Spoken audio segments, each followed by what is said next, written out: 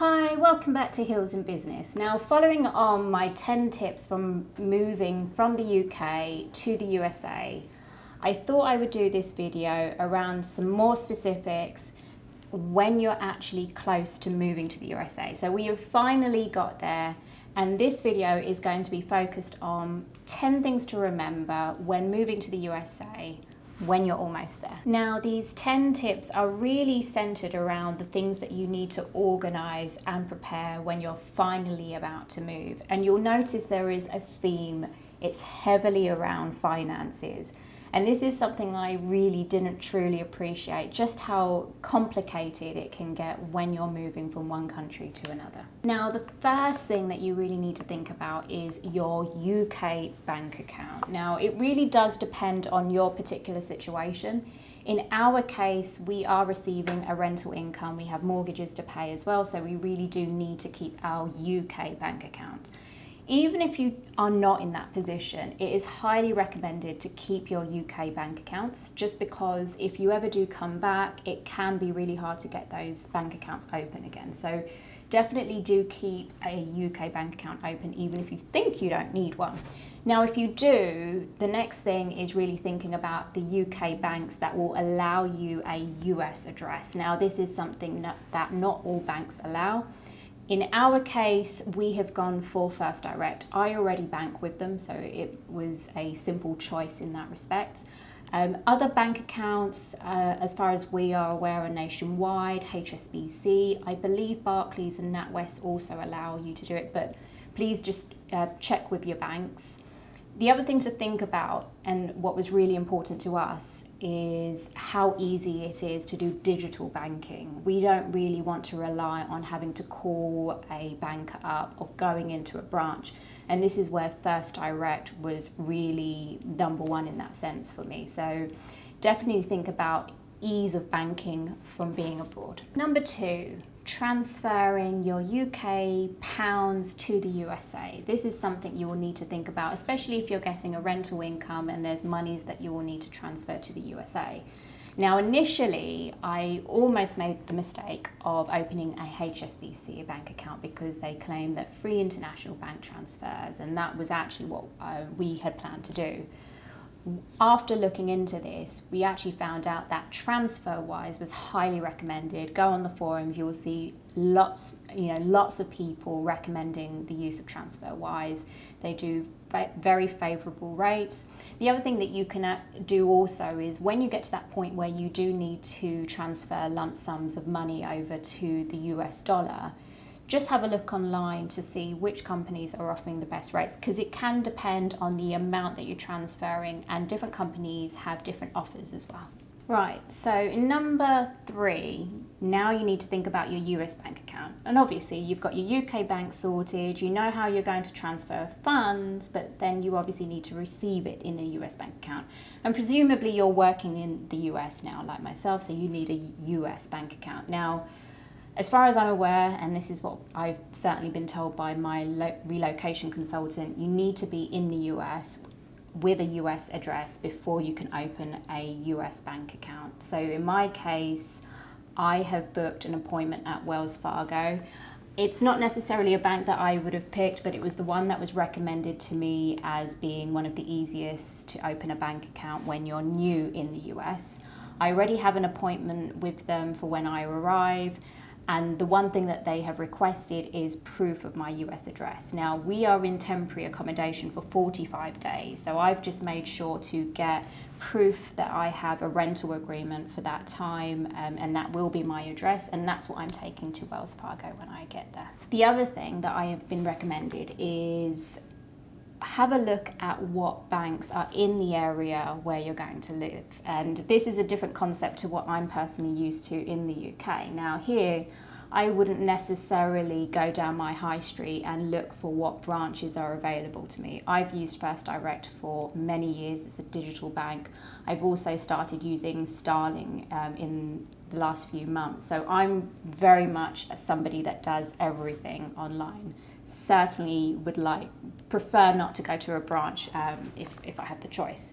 In the US, I'm understanding it's a bit different. So the recommendation there is do look out for which banks are local to you and then base your bank account on that. As we are now moving to Vegas, we can actually afford to buy a property now, unlike when we were moving to California. So this has led to us looking into the option of getting a US mortgage. So at number 4, how to get a US mortgage. Well, it is very difficult in the first year, because your UK credit doesn't transfer over to US credit. You actually have to start building up your credit. And it's one of the things that they'll recommend day one, get a credit card and start building up that credit.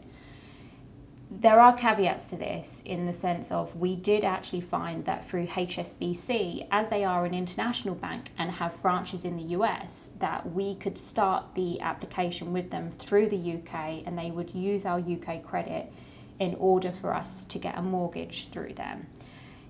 It's not perfect because it has meant that we need about 35% of the property value in order to get the mortgage, and also the rate is higher than normal.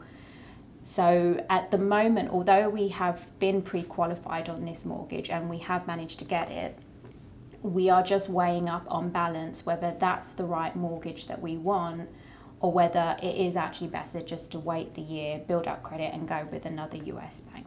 This leads nicely into number 5, building your US credit. As I mentioned, your UK credit does not apply in the US, and you literally have to start from scratch when you move to the USA. The things that you need to do, well, number 1, get a bank account so that then you can start having your bills paid out and have utilities that you're paying for. So build up those services, utilities in your name. In addition, get a credit card, and you may also find that you need to get your social security number. This leads nicely to getting your first US credit card.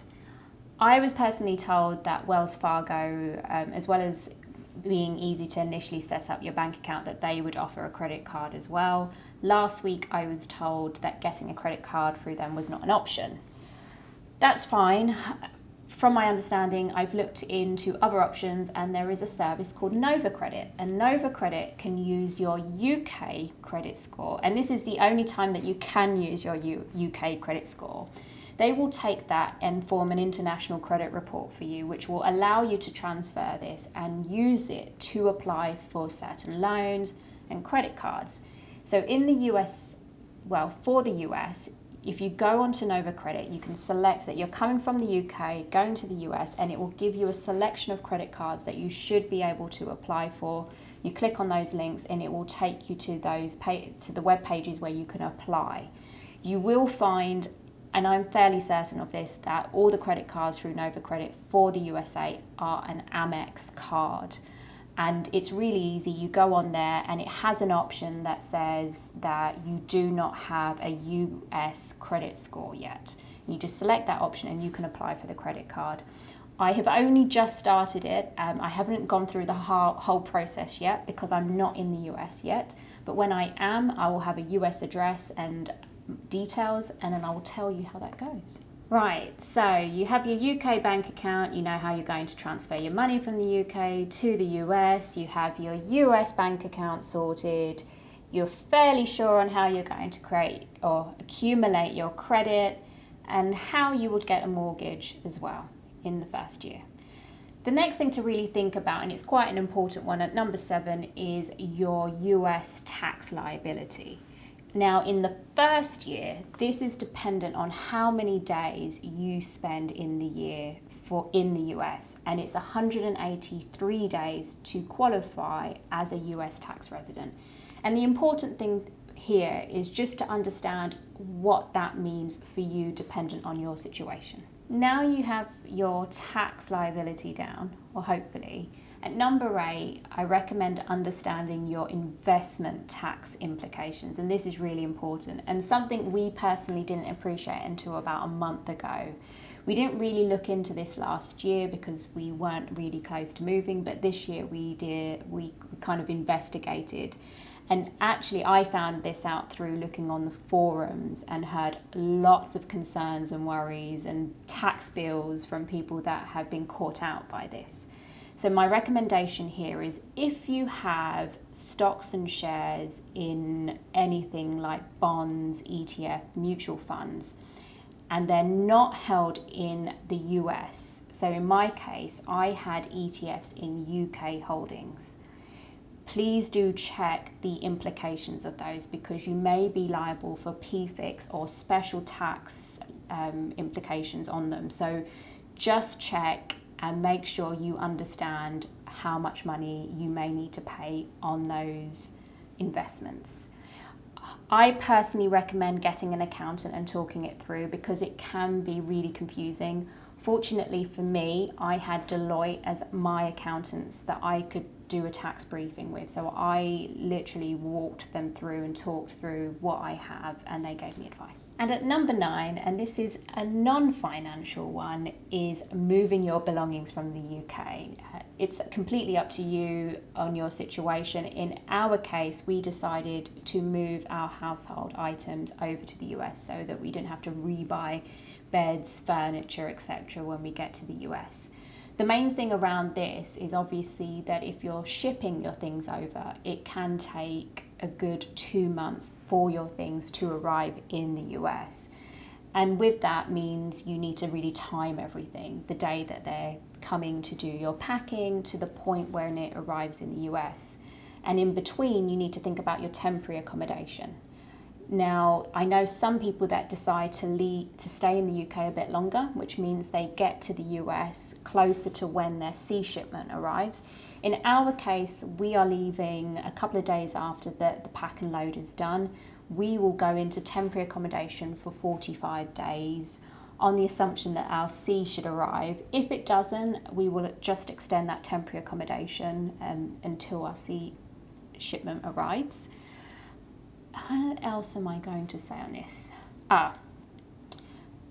For us, that temporary accommodation also gives us time to figure out where we want to stay. So for us, it's definitely better to go into temporary accommodation and use that time to figure out what location we would like to live in permanently. And at number 10, make the most of the time you have in the UK with your family and friends. However it is, for us it's been really strange because we've been in a national lockdown, so seeing friends and family hasn't been the way that we would have liked.